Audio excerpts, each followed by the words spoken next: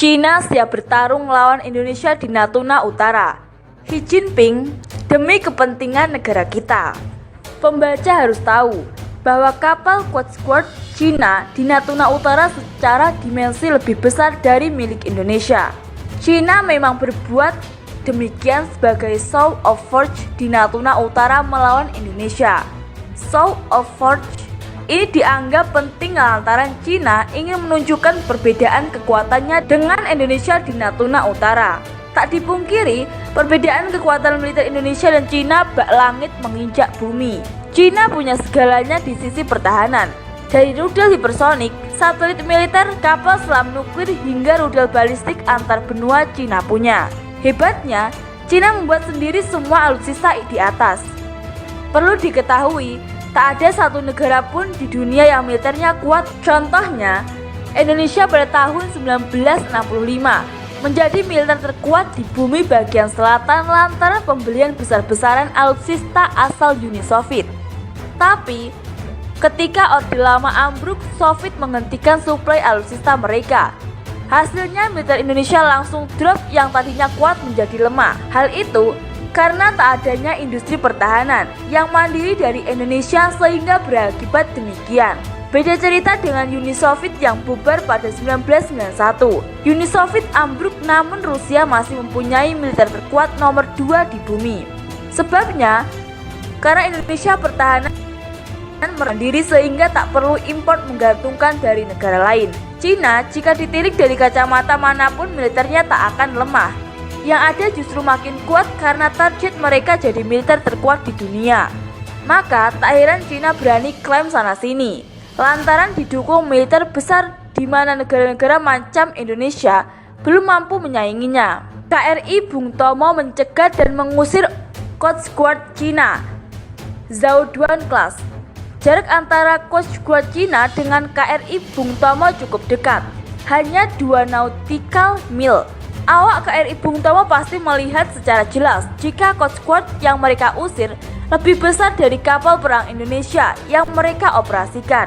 Zhaoduan panjangnya mencapai 138 meter dengan bobot 4.000 ton. Ia dilengkapi dengan 2 kios tipe 630 dan meriam laut kaliber 76 mm. Zhaoduan juga bisa dipasangi beragam sensor dan radar hingga misil anti kapal untuk peperangan laut.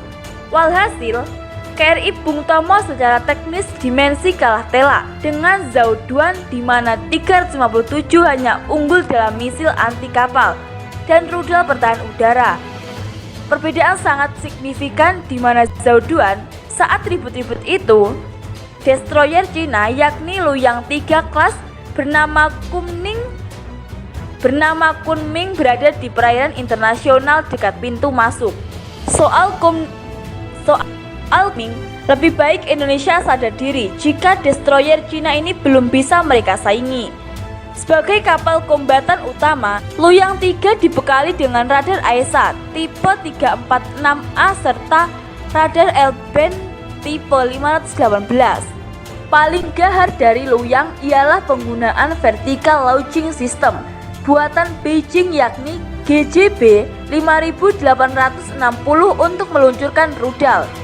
Luoyang mampu mengakomodir 64 sel peluncur di mana terbagi 32 plus 32 di haluan di burital kapal. Uniknya, semua rudal ditempatkan dalam VLS